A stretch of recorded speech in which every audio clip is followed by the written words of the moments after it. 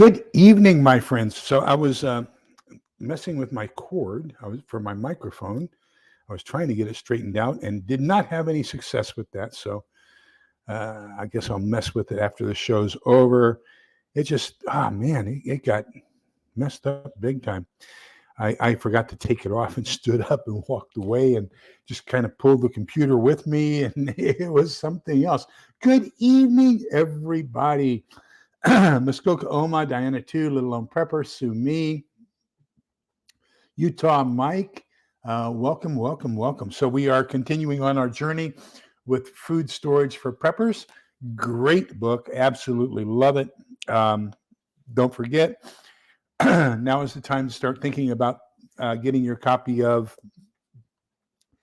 James Wesley Rawls's How to Survive the End of the World as We Know It. By the way, this is his website, survivalblog.com.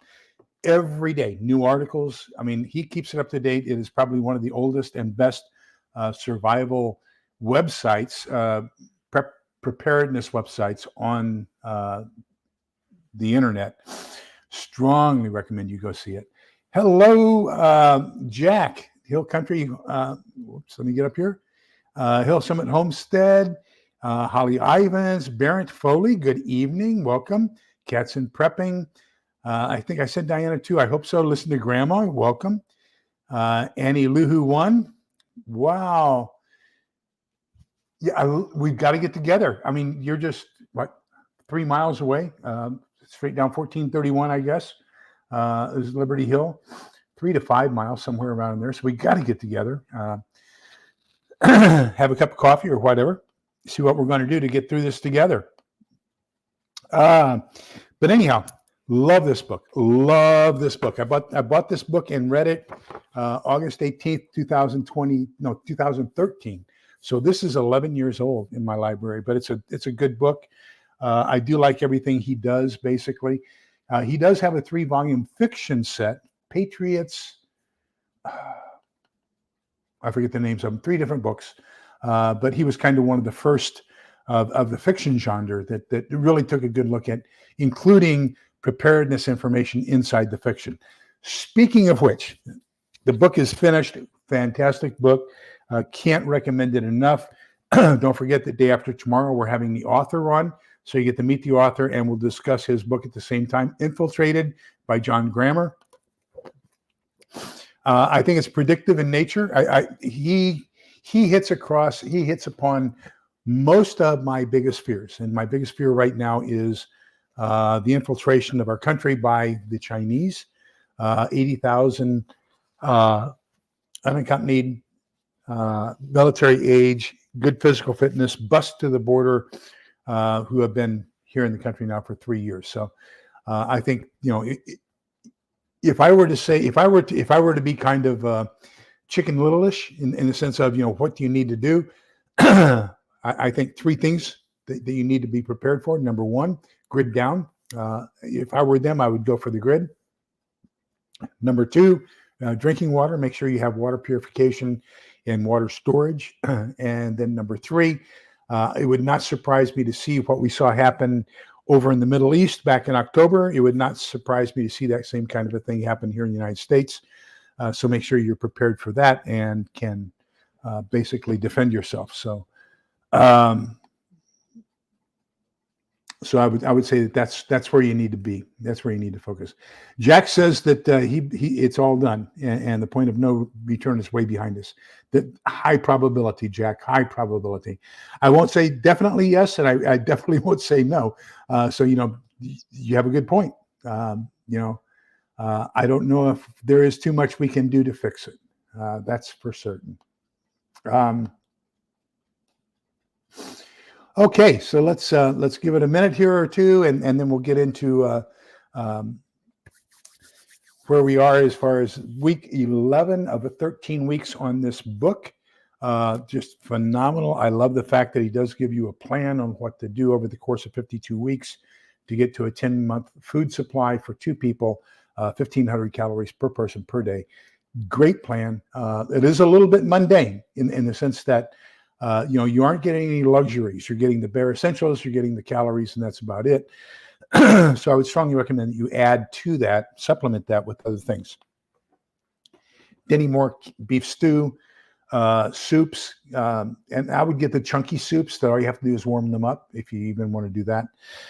The favorites of my soups that I keep a lot in stock are I love the clam chowder, and they also have a new one out with Old Bay seasoning clam chowder. So that's a good one too. I like both of those. I like the gumbo that you can get. And it's chicken and sausage gumbo. I really like the chili mac that comes from Campbell's in a can, soup can. And then, of course, a lot of the steak and vegetable soups. I also really like their ham and beans, pork and beans, whatever you want to call it. But so I think all of those are good soups. You might want to add to it, add to this plan. Just one can of soup a week. I mean, for 52 weeks, that's going to give you 52 cans. That's 26 meals for a family of two. So, there are some things you can do to kind of enhance things. I've been watching a channel on YouTube called the Townsends, TOWNSENDS, I believe, Townsends. And he is basically an 18th century replicationist as far as in the kitchen. And he's been, I kind of binge watched him a little bit this morning. I watched maybe 2-3 hours of his stuff. And he was talking about, what they did on ships and salt pork and pemmican. And I watched a little bit about what they did on the Lewis and Clark expedition. I believe, my personal opinion, that that if you watch him, you're going to be very close to the types of menus, recipes, and supplies you're going to need in a post-apocalyptic world, because we're going to be back to the 18th, 17th century as far as what we're going to be eating, maybe even the 19th century. So, so when you can find stuff like that, that's fantastic. Another one was, there was a lady named Claire's Kitchen, I believe it was called, or Cooking with Claire. And she was a survivor of the Great Depression. And she gave a lot of fantastic recipes on how to cook Depression-era foods. And so I think that's going to be critical as well. How can you make different tasty things with a limited supply? Devil Dog Prepper, welcome. Good to see you, my friend. Gil came in. I don't see Gil. Let me see if I can find Gil. Triple G Farms, welcome. Good evening. Good to see you. I don't see Gil. Somebody said hi, Gil.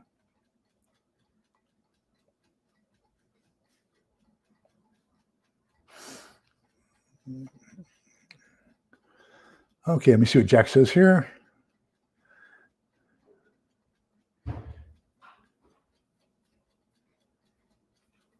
Well, thank you. I appreciate that, Jack.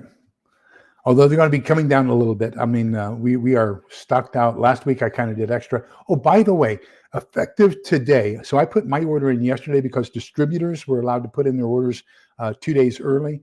And so I put mine in, and I spent $200. My Thrive Life order, they have the 50% off spring sale going on as of today for my customers and for anybody who wants to go in. But there's about 20 items that are 50% off for the spring sale. It's only valid for about 3 or 4 more days. I would strongly recommend, if you're interested in Thrive Life, do that. You can set up, I would say, set up the monthly delivery. So what happens is you say, I'm going to accept the monthly delivery. If you get $100 worth of food, you get free shipping. You also get, I believe it's a 15% discount if you say you're going to agree to a monthly shipment. And but then if you don't want to continue it, you can cancel it, right? So just take advantage of the fact that you can get the free shipping and the 50% off with the spring sale that went into effect today. Say you want it delivered on a monthly basis, and then you can either delay or cancel that next month, so that you just get as much food as you can for as little price as you can. That's the way I look at it. Okay. So I've been a distributor with Thrive Life since they were called Shelf Reliance back in 2007. So I've got 17 years experience with them. Have not yet sponsored a person. Have not yet. I've only had 1 or 2 house parties. The biggest sale I ever had actually was I had 1 house party, and I sold 3 cans to the host, And then the person who was there decided that they were going to buy from Costco because there was a deal at Costco where you could get a 1-year supply of food for a family of 4 for $2,000. And so he bought it from Costco instead of me. I didn't know you could do that. I complained to the company. They said, well, if you would just let us know, we can give you the same price for your customers. But that was back then. Thank you, Sue Me. Great. See, you guys take such good care of me. So that's it. That's a fantastic channel to watch as far as cooking in the Depression era and how you can stretch foods really, really well. But anyhow, that's Lee's Prep, Lees Prep, PREP .thrivelife.com, THRIVELIFE.com. And that's 50% off on about 20 different items right now. I think it's crumbled sausage and ground beef for the 2 meats that are on sale. So I ordered the sausage because I had a shortage of sausage. So let me see. Okay, let's get into this. Oh, wow. Thank you, Little Lone Prepper. I have never heard of that. I will have to jot that down and check it out. Let me grab a pen here and take a note. And so it's, where did I see that? Another good channel is Early American.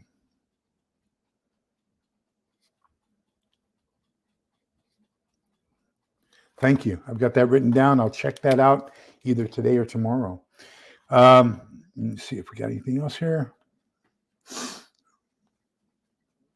Oh, and Sumi says she's tried several eclairs. I bought her recipe book. It's a red one, little bitty recipe book. Good book, good information. I strongly recommend it as well.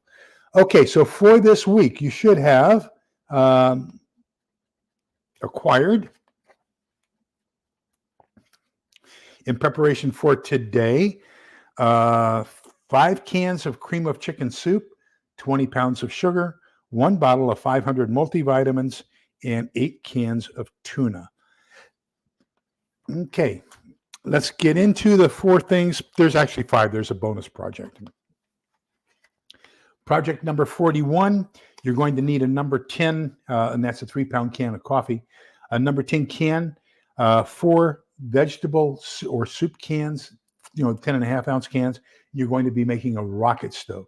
Now, the nice thing about rocket stoves is they are very, very hot. They don't use a whole bunch of fuel, so you're going to get a lot more BTUs per whatever of fuel, and you can cook faster, hotter, and less expensively as far as your fuel supply. Strongly recommend rocket stoves. I have a gasifier stove, and I love it. So rocket stove, gasifier stove, either one is going to be fantastic if you're going to be cooking, especially outdoors. This is not an indoors type of thing. So I just put out a thing about odor control. Let me see, that was 2 prepper tips ago. A rocket stove and a gasifier are not what you want to do during that period where there's the die-off after people run out of food and they're starting to look for people like you who are still cooking, okay? But it does give good tips on how to make this rocket stove, and so very easy, it looks like. It looks like something even I could do, so pretty good. Then project number 42 is how to use honey as a substitute for sugar. So remember, you can use pretty much molasses, honey, sugar, brown sugar, as a sweetener in most of your things. Now, it does say that when you substitute honey for sugar, you're going to substitute at the ratio of 1/2 to 3/4 for 1. So 1 cup of sugar equals about 1/2 cup to 3/4 of a cup of honey. So, in reality, honey is more economical in the sense of volume used to sweeten than is sugar. Good evening, Midnight Blue. Welcome. Good to see you. Let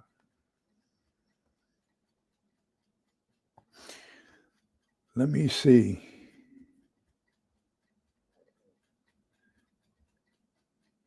So Gil is here. I see somebody saying, "Hey, Gray Man." Hi, Gil. If I didn't see you come in. Oh, there he is. Hi, Gil. Welcome. Don't forget, we're going to go to his channel immediately after this tonight for Tuesday night with Gil. So if one of the Gil, would you be kind enough to just put up the link to your show this evening right after hours so people can go there and support you? Project number 43, I think, is critical, extremely important. And I don't think enough people talk about it. And we got to talk about morale of the people who are going to be with you in a post-apocalyptic world. So, some of the morale builders that I take a look at, make sure you get some chocolate, some cocoa, so you can make cocoa things, chocolate things. Hello, Prepper Book Club. Good evening. Welcome. I recommend getting all kinds of hard candy, Jolly Rancher, Lifesavers, butterscotch, mints, and things like that. So I think those are going to be morale builders. If you have something sweet that you can pass out, I have all kinds of wintergreen Lifesavers. I have all kinds of butterscotch Lifesavers, and of course the 5 flavor Lifesavers. I stopped getting the Jolly Ranchers only because they got so sticky, and they can take your fillings out, and I don't think we need to be causing dental problems in a post-apocalyptic world. Now that I don't have none of these teeth are mine, I can probably do that, and it would be okay. But anyhow, the project here, project number 43, is how to make honey and vinegar candy. So you can, and a little bit of flavoring like vanilla or something, extract or something like that. And you've got a good candy. So basically, this is the old-fashioned candy. So you're going to bring it to a soft boil, what they call a crackling stage. Once you get it to a crackling stage, you're going to pour it out on wax paper or on parchment paper, cool it in a thin slit strip. Then you're going to cut it up, break it up, whatever. And then you have these little pieces of candy that you can basically suck on.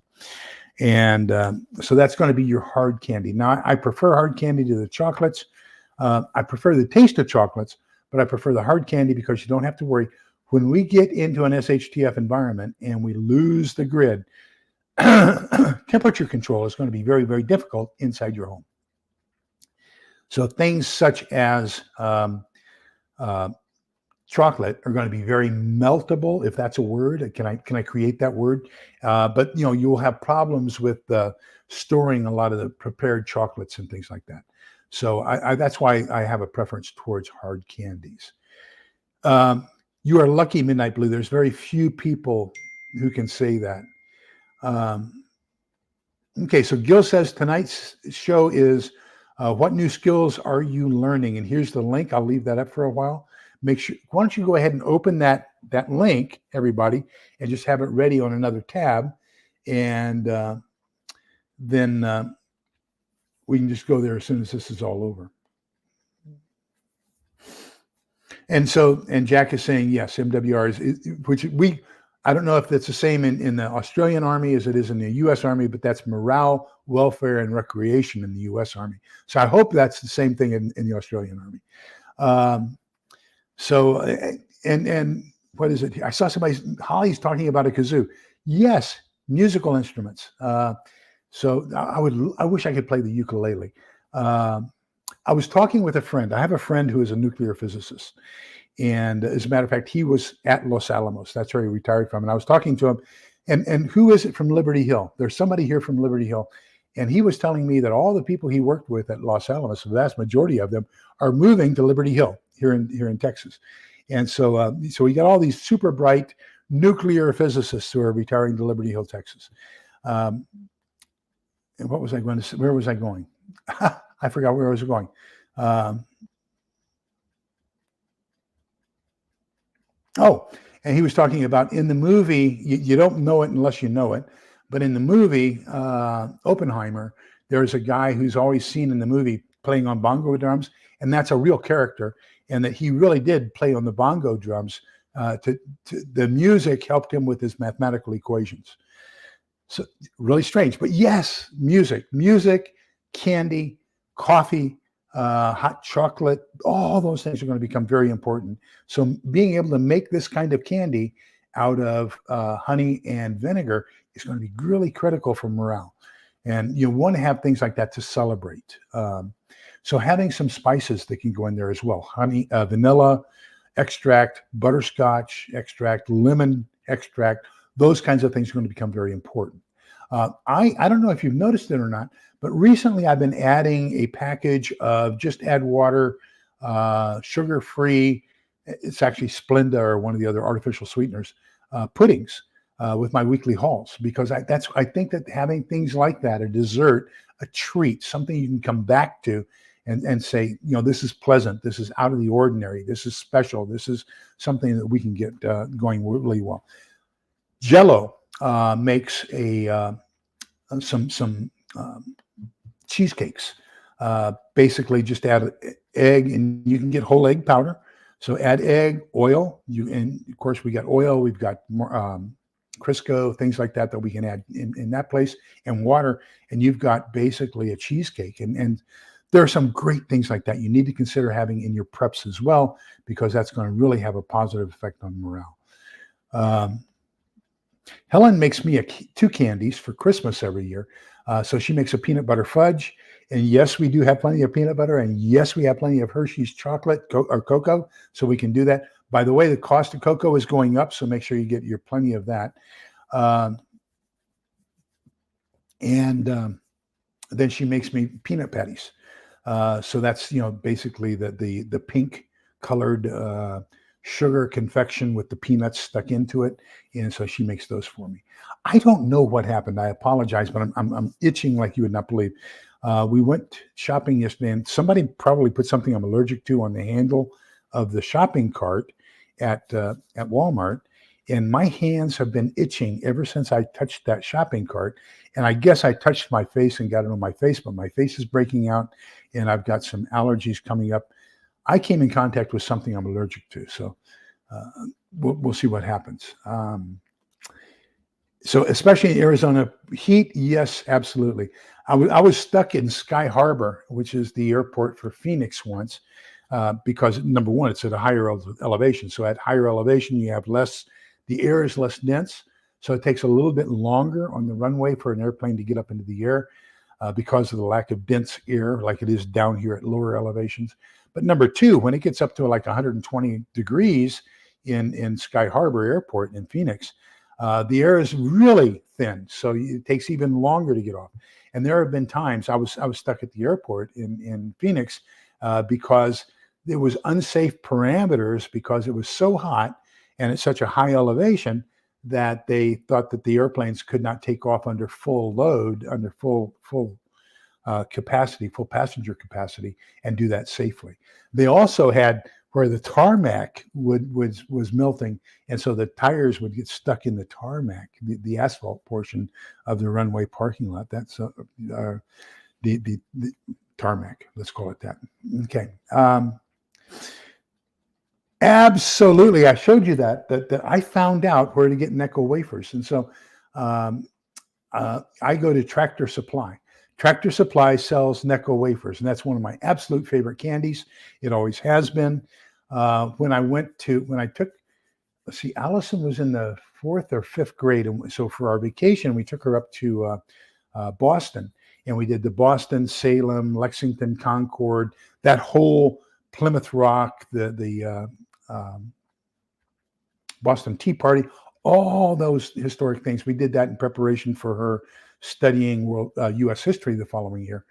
And I found the Necco wafer, Necco New England Confectionery Company is what that stands for. I found their factory, and so I went there and bought a whole bunch of my favorite Necco wafers. The other one I really, really like is saltwater taffy, and I get that at Bass Pro Shop. So those are kind of my favorites. And of course, the other one that I keep right here, and this one came out of supply. I took it out of inventory so that I could have some available. Let me get this cord is just unbelievable.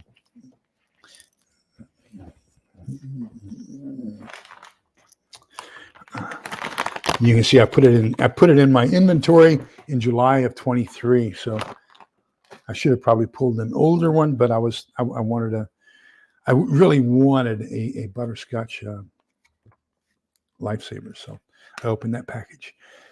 Okay, then project number 44, and then the bonus project that goes with that. Okay, so there's actually 5 projects this week, is pepper infused honey. So basically, you're going to take some chili peppers and infuse it into your honey, and that's going to give you kind of a sriracha sauce type of a deal, where it's going to be spicy and sweet, hot and sweet, and that's going to be fantastic. Then they give as a bonus project how to use that to make a roasted chicken with pepper honey glaze. I've got to try that. I think that that's a fantastic idea. Sounds very Asian. I think it's going to be very, very tasty, and I can just imagine that over a good bed of rice. So 4, actually 5 real good projects this week. Hope you all try them.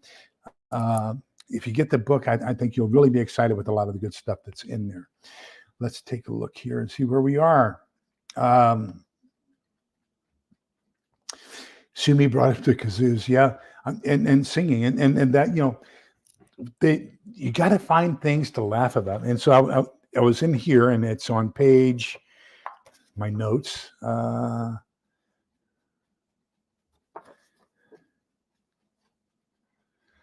Page 190, he's talking about you have to have a good laugh in life, and so they get into their freeze-dried food supply, and they fix chili mac for dinner, and everybody's lying around, and all of a sudden one person has gas, and everybody starts laughing, and of course they think the person should be embarrassed until the odor gets to them.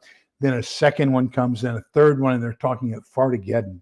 It's what they're calling it, because and simple little things like that, the humor that breaks up the tension and all the anxiety that you're experiencing in a tough post-SHTF world, little things that will cause you to have levity, little things that can cause you to enjoy life and give you a meaning for living, even though they are kind of gross. Those are going to be the things that are going to make you want to make it through to another day. And we've got to constantly be on guard for what are those things that we can find that are motivators that we can look forward to in the future, and that are also rewards for having accomplished great things in the recent past. And I think that this project number, I think, what was it, 43, which was the candy. I think it's 43. Yeah, project 43, the honey and vinegar candy. I think little things like this are going to be critical for your organization. And so the question is, how do you get the maximum amount of reward with the minimum amount of resources? And I think that's what they're really getting at with this vinegar and honey type of a concoction.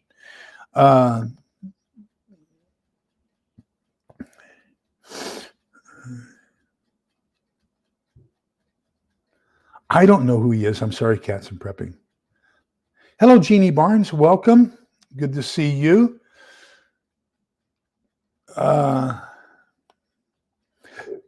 Muskokoma says she can't store chocolate. Her guy can sniff the stuff out from a mile away. Impossible to keep that stuff longer than 2 days with his sweet tooth. I'm pretty much the same way. I buy those little bitty Hershey nuggets, basically, and they've got like a almond in one, they've got caramel in another, but they're little bitty gold and silver bars, and come in a bag. And I limit myself to 2 of those a day. So that's my ration, is 2 of those a day. So Utah Mike says that pudding is a good way to use dried milk. Yeah, absolutely, powdered milk. I wholeheartedly agree. Sumi says, thank you for thinking about stocking up on extracts. Gil says that the basement, root cellar, cooler cupboard, spring house, ice house for keeping food cool, everywhere except in Arizona and here in Texas. I went out and I planted, 2 or 3 weeks ago, I planted another grapevine, and I planted another blackberry bush, and I dug up just as much rock as I did soil. So then I had to really amend that soil. Here where I am, we probably have a total of 3 inches of topsoil before we get down to limestone and some other bedrock type of things. So we don't have any basements here. That's really expensive to get a basement here in Central Texas. And there's also a lot of karsts, because remember, this was basically a long time ago, this was basically sea bottom. And so there's still karsts and caves and everything else underneath of us like you would not believe.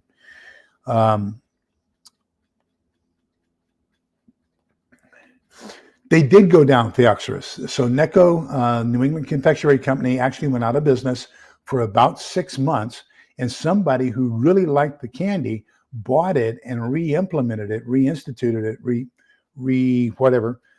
brought it back to life, but it's on an extremely limited distribution in comparison to what it was several years ago. So yes, you're right. They actually declared bankruptcy, went out of business, were shut down for 6 months to a year, and then they reopened and they're back to where they were. I don't know if they can still claim to be the oldest continuously operated candy company in North America, but at one time that was their claim to fame. And but I don't know if they take into consideration that I guess they can't because it's not continuous anymore. Oh well, you know, peanut M&Ms will last about 8 hours in storage. But there's another good one that can last you for a while, and they're really good for trail mix and gorp and things like that. And that's just plain M&Ms. So the plain candy shelled M&Ms. I don't know about the peanuts or the what's the other one that they have? Is it almond M&Ms? Peanuts and almonds, I think, are the other two. I don't know how long. I guess as long as you're not exposed to the air. But I know for sure that the plain ones are used quite often in trail mix and gorp. And so you might want to consider that as well. That would be something good to have. Because of my allergies to preservatives, I have some special stuff that I have to use. So I have to use a special soap, as a matter of fact.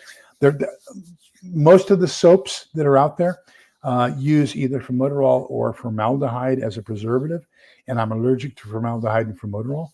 And so that's also used to cure leather. So if you take a look at me, like my belt is a cloth belt, my shoes are cloth, and I don't have any leather on me because I'm allergic to leather.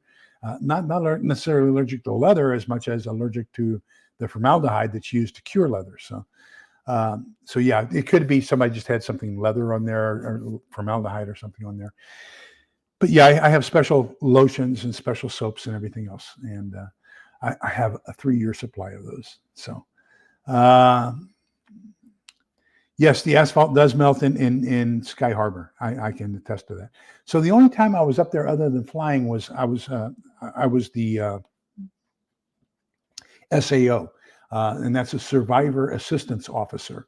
So when an officer passes away in the military, they have to send another officer and then a burial detail. So the burial detail will typically have a bugler, will have a 7-gun firing squad, and then we'll have 6 soldiers to carry the casket.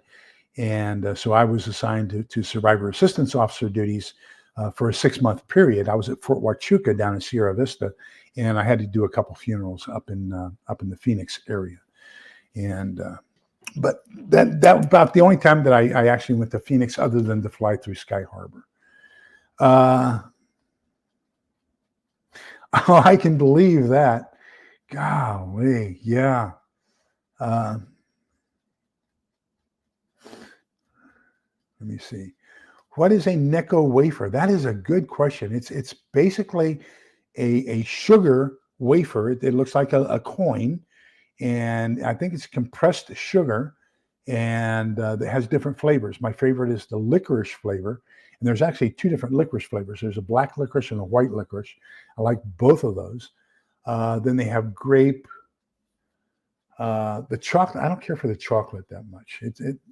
But they've got orange, tangerine. So they have different flavors that they put into those sugar wafers. But it's basically a very hard sugar wafer is what it is.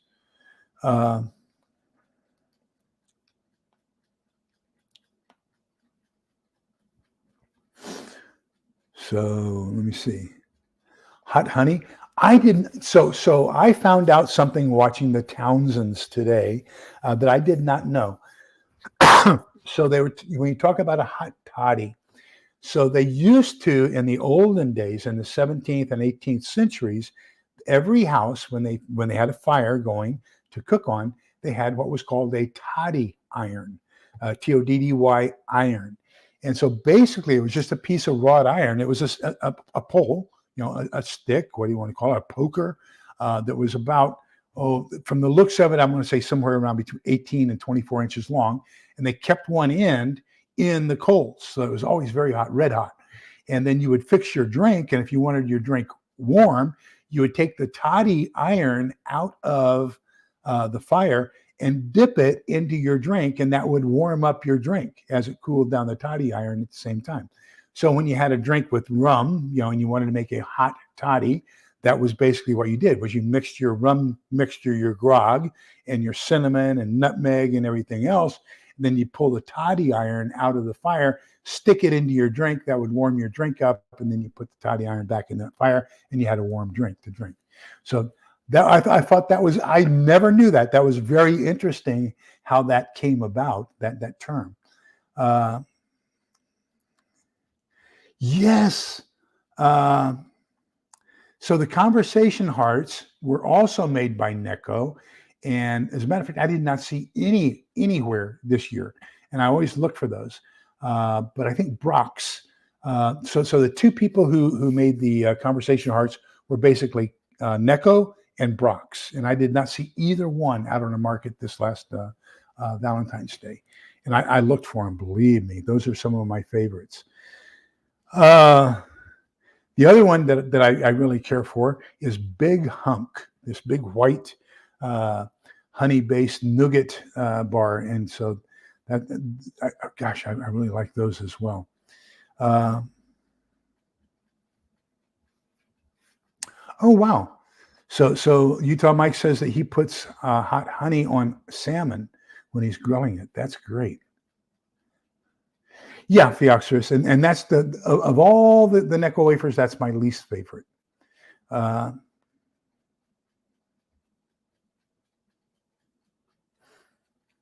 Great idea, Gil. Squirt guns, water balloons, and things like that. I think I told you I want to get a cornhole game for the backyard.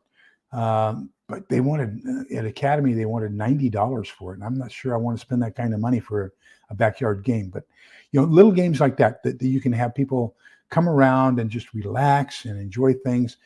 I was talking to, every Tuesday morning we have a small group of men that get together for breakfast. And I was talking this morning, and we were talking about darts. And I said, are there any dart halls? I haven't seen that many around here in the last 30 years.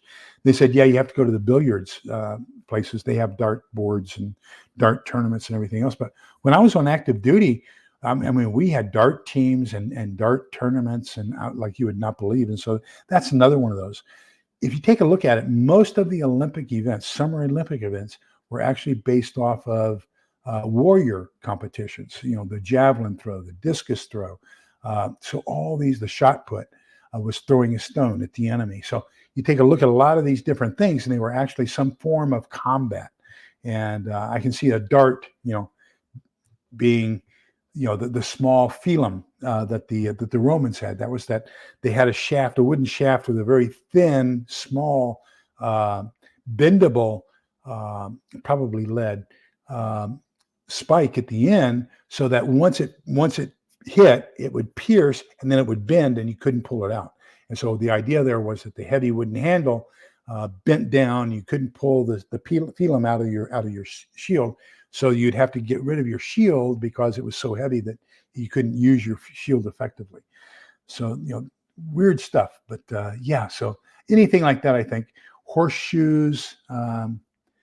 Just cups, maybe a cup and some coins, a coin toss or something like that. But yeah, some of the things to basically increase morale, cause competition, cause laughing, cause fun, I think are going to be important in the post-apocalyptic world when you have the time. I think that's one of the things we forget, is that you're going to be, all of life's conveniences that we have now are going to be gone. You're going to have to be filtering water. You're going to have to be carrying water, collecting water. You're going to have to be farming. You're going to be, it's going to be sun up to sundown. 6.5 days a week, you're going to be working your tail off. And so that little bit of time you have for leisure is going to be extremely important. And most people will probably just use it for rest. That will be your best form of leisure, is going to be rest. And so I can see that happening as well. No, that's a sin, Sumi. That is a sin. You must use the entire contents of your Tabasco sauce annually, and it has to be a big bottle. So the little bottles can't count. You got to use the whole thing.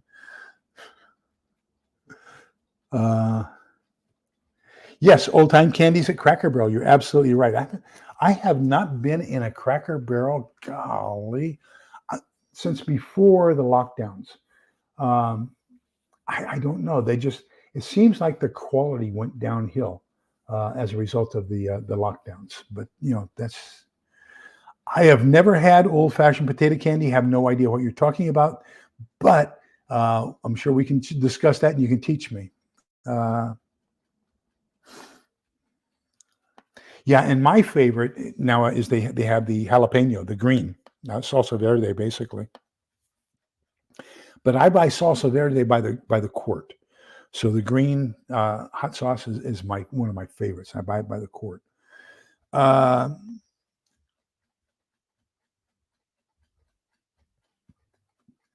oh, good advice, Jeannie. Keep other people from looking for it, huh? Uh, so, so some other star anise would be a great spice to have to make candies out of. Cinnamon, of course, make sure you have lots of cinnamon, especially if you plan on making cinnamon rolls or anything like that. It's going to be a great spice to have for your breakfast, for various things on biscuits and things like that. So yeah, so there are all kinds of great spices and um, tinctures and what do you call them? All that stuff. It's going to be great.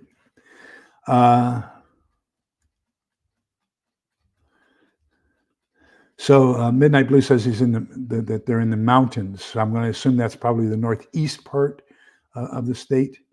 Oh wow. Okay, so freezing candy, chocolate chips, M&Ms. I just don't have the space. I mean, I've got two things in my freezer that probably are frivolous. I've got 1 tin of tobacco that I've frozen because remember I showed you what I learned when I was working at the homeless shelter when I was HR director there was the homeless people have this Tops cigarette stuffer, and then you get the tubes pre-made, and then you can take all your tobacco and stuff it inside the tubes, and you have a filtered cigarette.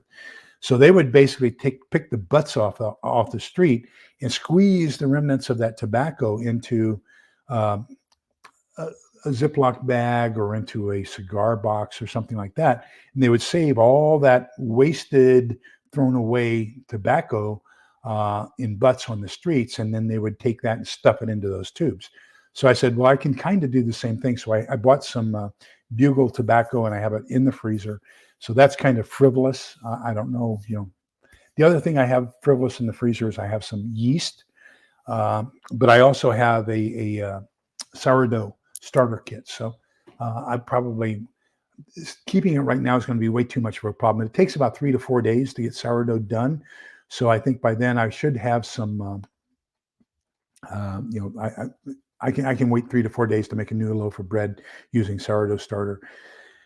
The other thing is, and I just ordered it. It just came in from Amazon today. I was watching the Townsends the other day, and he was talking about the fact that the reason they used wooden dough bowls was because quite often they wouldn't clean them, and that dough would kind of concentrate in different areas in the dough bowl up high on the ridges. And so that dough would continue to attract the natural yeast out of the air. And so when you were mixing your new dough in there, that would pick up those crumbs and add that yeast into your bread as a leavening agent.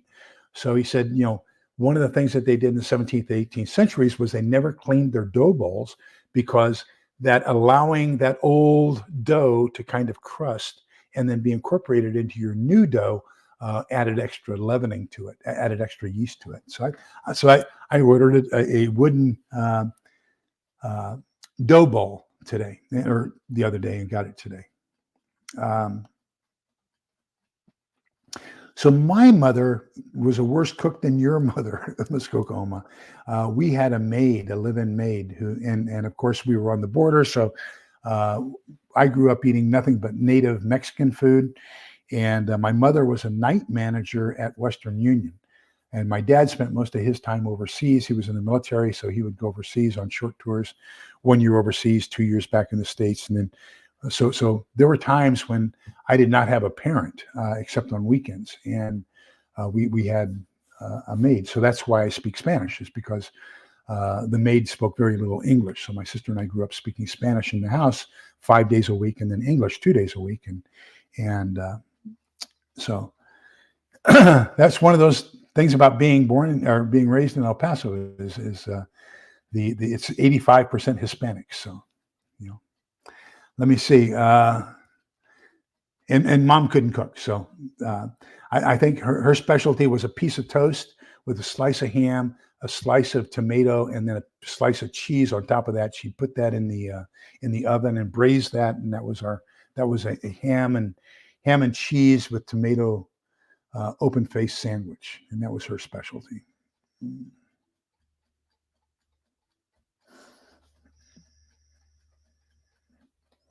Great idea, Utah Mike. So Halloween candy goes well as well. And the other one is that ribbon candy. I don't know I don't see it that much anymore. I didn't care for the taste of it that much, but there's a lot of hard candy that comes out at Christmas time. That would be great for storing as far as SHTF morale booster. The other thing is you can always get, what is that called? The cake that nobody wants. Gosh,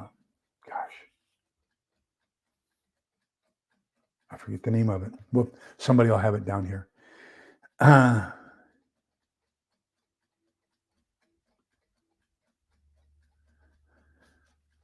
Let me see here. I ordered a hot plate for canning, and my canner doesn't fit on my stove. Well, I have a hot plate. I also have kind of an electric toddy iron. They have these little things that don't really consume that much electricity, but it's basically a coffee warmer. And so you just plug it in. It's a little loop, and you dip that down inside your coffee cup, and it'll warm up your coffee. And so I have one of those. Kind of the same thing. Yep, I would say so.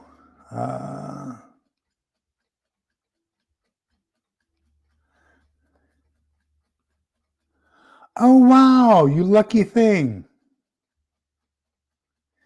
Oh my gosh, yes. See, and I'm complaining about $100 at Academy, and it's 150 in St. Louis. Oh my gosh. But congratulations. I've won one lottery in my life. That was the first one when we converted over from the draft. My birthday was number 3. So, that's my luck.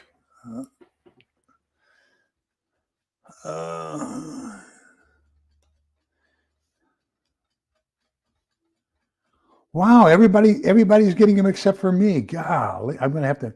If you hear somebody having one that they are giving away or have as a prize, let me know so I can enter.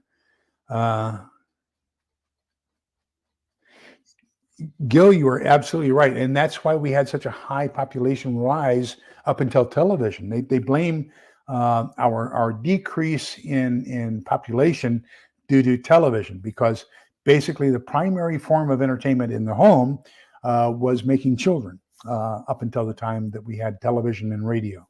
So you're absolutely right. I think that once the television and radio go away, that we're probably going to be back to that same form of that will be a primary form of entertainment in the evening.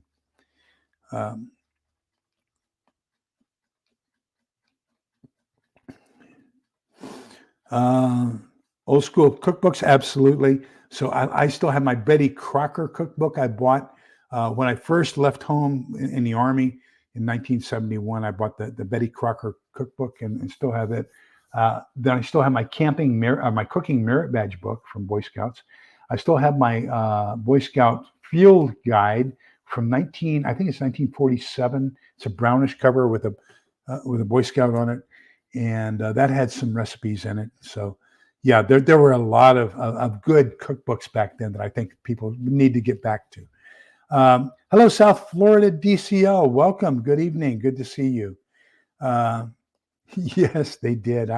And the other thing is, as you draw on a cigarette, all the nicotine from the front gets drawn through and concentrated into the tobacco that remains at the end, and then of course into the filter, if it's a filtered cigarette.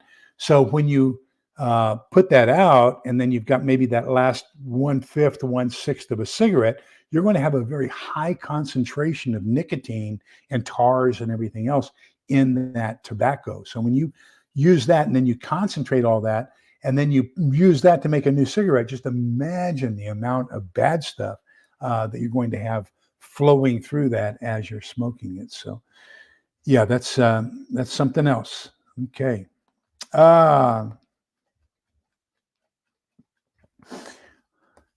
So Sumi planted some jalapeno seeds. So one of the things you might want to consider, Sue, is take a look at how close that is to other plants in your garden, because if they're too close, jalapenos will leach as far as the spiciness of the jalapeno into plants that are very, very close to it.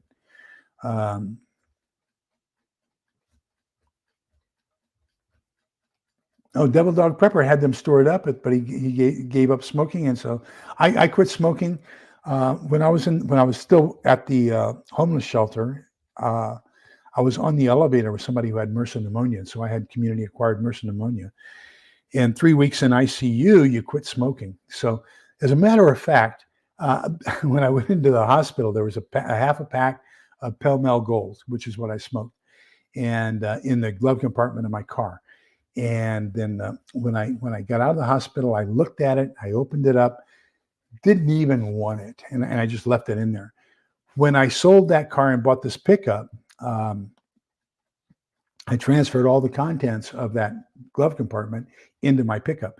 So that that half pack of Pall Mall Gold 100s from 7-8 years ago is still in the glove compartment of my pickup, and maybe I can use that as barter. Somebody will probably want it.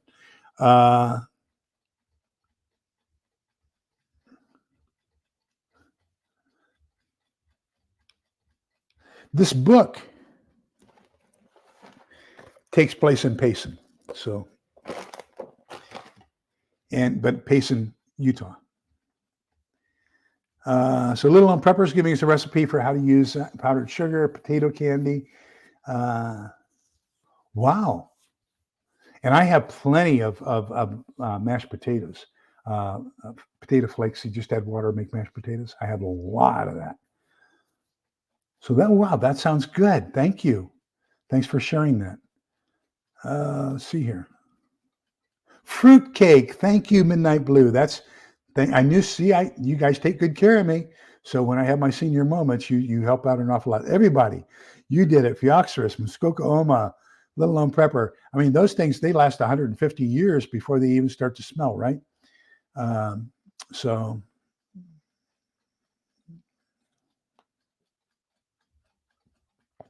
let me see where we are here.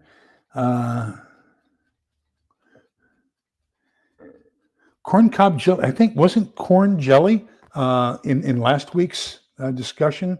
I think that was number 39, if I remember right. Let me check here. 37 is homemade soup. 38. 38 is rennet. 39 is pectin. 40, it was number 40, corn cob jelly. So yeah, so that's in the book as well.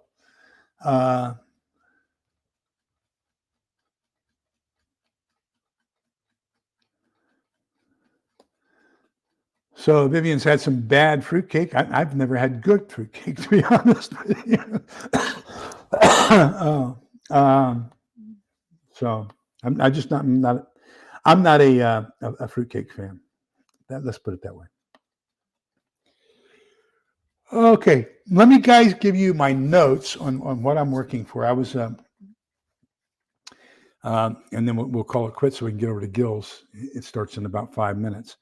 I was watching another channel, New York Prepper. I really like New York Prepper. And I was watching people in the comments, and it's just astounding how many people have some really false ideas on about prepping and about the life in general and things going on. So I said, can I come up with a video trying to teach people about some of the suppositions they have or that are just not so? Okay. So I said, can I come up with like 8 rules of sanity for preppers? And so I'm going to run these past you and tell me what you think, just as general ideas. Number 1, avoid trite expressions. Number 2, don't make any decisions without facts and knowledge. See an awful lot of prejudice-based decision-making rather than seeking out facts and knowledge. Number 3, the difference between inclusive versus exclusive. There was a conversation about ham radio, and they didn't understand that there are 2 different forms of ham radio. One is the UHF, VHF, or VHF, UHF, I guess I should say, 30 to 300, and then 300 to 3,000 megahertz, which is VHF, UHF. And then there's the HF, which is the AM single sideband. So VHF, UHF is FM, AM is HF, two totally different things, but everybody kind of lumps them together. They think that everything's the Baofeng and the White Yesu. So we need to clarify that. Understanding context and ambiguity. And so people need to be precise in their discussions. And number 5, make sure you're defining assumptions, because your assumptions are only valid as far as you're concerned, unless you enunciate them to the other person in the conversation. Number 6, avoid declarative and absolute statements. We see people coming to in the example I give is somebody said, the Bible says that Russia and Iran will attack Israel. And it says that in Ezekiel 38. So I looked up Ezekiel 38 and 39. Russia's not in there. Iran's not in there. Those are interpretations. That's not what the Bible says. Okay, what the Bible says is Gog, the prince of Meshech and Tubal, Persia. Now we can interpret Persia very easily as being Iran. That's a good interpretation. Cush, Put, and with them Gomer, Beth Starachim, and Zaphon. So those are the countries who are mentioned. So the Bible doesn't say Russia and Russia and Iran. It says these other countries. Okay, but we can interpret those to be things like Russia and Iran. So just be careful when you quote something. Make sure you're quoting it accurately and not saying this is a quote when it's not really a quote. It's an interpretation. Number 7, don't be a lemming. Don't follow everybody else. And I put in a question today. Everybody's really concerned about what DEFCON we're in. So DEFCON really, when you get down to it, what it means is the bomber crew sitting in the ready rack, or are they sitting in the cockpit? Does it really make a difference to your everyday normal life? Does it make a difference whether war is 5 minutes away or right now? When you get to that high a level, who cares? Do what you can do. Control what you have control over. Watch for your sphere of influence. There was a woman wanting to know she asked me, what's the best radio to buy to listen to the EAMs? I said, why? Can you decipher them? Do you know what they're saying? Why add another level of stress to your life listening to something you'd have no idea what it's saying? Okay. So why should we listen to EAMs? If you don't know what they mean, you don't know what the contents are, why worry about it? And then number 8, beware of so-called experts. And you will find them happening all the time. There was a guy who says, I'm a retired captain in the chat last night. And I'm a retired military captain. Well, if he was a retired Air Force, Army, or Marine captain, he was a very underachiever, unless he was medically retired, because all 3 of those services usually retire either at the low end major. Normal is going to be a lieutenant colonel. So a captain is only halfway there. So that's a real underachiever, unless it's a medical retirement. On the other hand, in the Navy, a captain is equivalent to an Army, Air Force, or Marine Corps colonel. So that would be an overachiever. So but they never clarified that. So, you got to start asking questions when people say, I'm an expert, or I'm this, or I'm that. Just start taking a look. While they're talking, take a look, Google it, ask yourself, does this make sense? So that's kind of the 8 things I'm looking at right now, doing a video on, and we'll see how that works.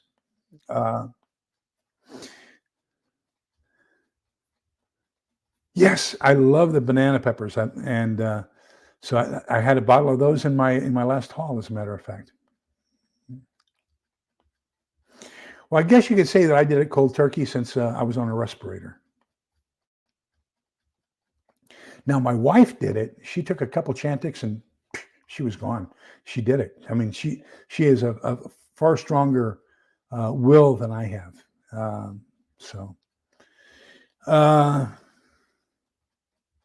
In Tennessee, the county that Jack Daniels is made is a dry county. They incorporate the whiskey into the candy and then melt it down to extract the alcohol. Still goes on today. Wow. I knew that they were in a dry county. I thought, and I did know that, but I didn't know about the candies. I don't know I know that they're over $5 a pack here, and we should have quit back when President Obama. We were getting them for $3 a pack through the mail from an Indian reservation, and then President Obama said you can't get them through the mail anymore. So, but that was a long time ago. When I first started smoking, they were 12 cents a pack, $1.20 a carton at the commissary. 1981, graduated from high school. In 1981, I was teaching the 98 Gulf voice intercept operator course, Russian voice intercept operator course. I was a sergeant first class at Goodfellow Air Force Base in Texas. $20 a pack. Oh my God, I'm so glad. That's $1 a cigarette. Unbelievable. Wow. A trite expression. Okay, a trite expression is something that people just say that really doesn't have any significant meaning. I'll give you a couple examples. So one of them is people will say about silver, can't eat it. Okay, so that they're saying, I don't value silver because I can't eat it. Okay, but that's trite because they aren't applying it to anything else. So I'll say, well, you can't eat your knife, but I bet you have a knife and you value it. Well, but you can use, no. The expression is can't eat it. That's your sole judgment characteristic. That's your value point, is you only value things you can eat, right? So you didn't say I value it if I can't eat it, but I can do something else. What you said was I can't eat it. Therefore, anything you can't eat is of no value. So that's a trite expression. But they use it to mean, what they really mean is I don't place any value in it. Just say I don't place any value in it. Another one that's kind of a trite expression is 2 is 1 and 1 is none. But if you look at that mathematically, A equals B and B equals C, therefore A equals C. So that's 2 equals 1, 1 equals none, therefore 2 equals none. Okay, that's a trite expression. And now it's good to say you need to have a backup. Okay, why not just say it's good to have a backup? But so those are trite expressions. Okay, things that really cute but don't have any significant meaning. Okay.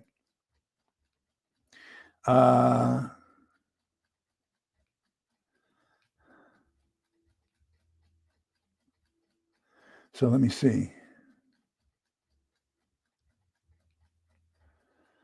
Where are we? So 25 cents a pack here, then up to 50 cents many moons ago. Yes, I'm sure. Cheap cigarettes are nearly $10 a carton in Northwest Oregon. Oh my gosh. I am so glad I don't smoke anymore.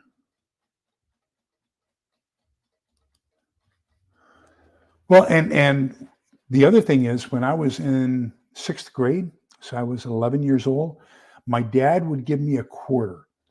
And I had one of those original skateboards, and I had a black dog named Cindy.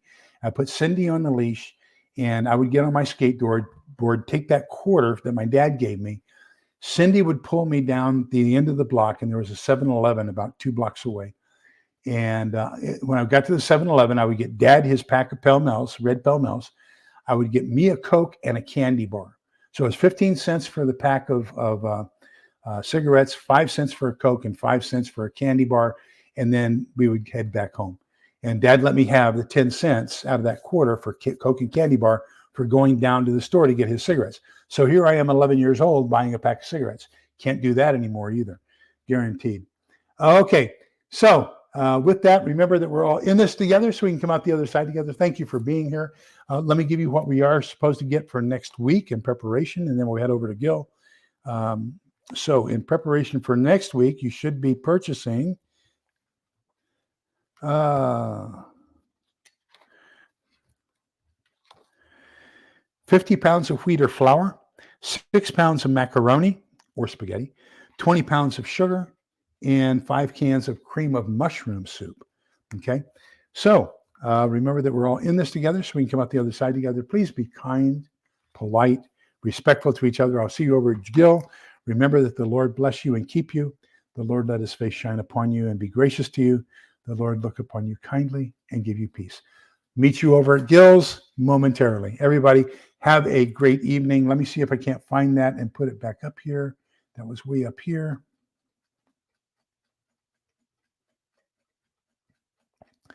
If I can find Gil's link that he put there for us, then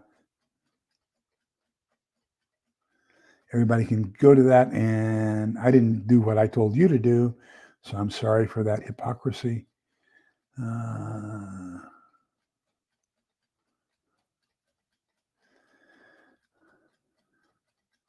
I'm not finding it. So I'm just going to go ahead and shut down, say, look for Gray Man Prepping and do his live right now, and we will meet you over there. Take care, everybody. Have a great evening, and thank you so much for being here. See you Thursday night for our fiction book club. Take care. Bye-bye.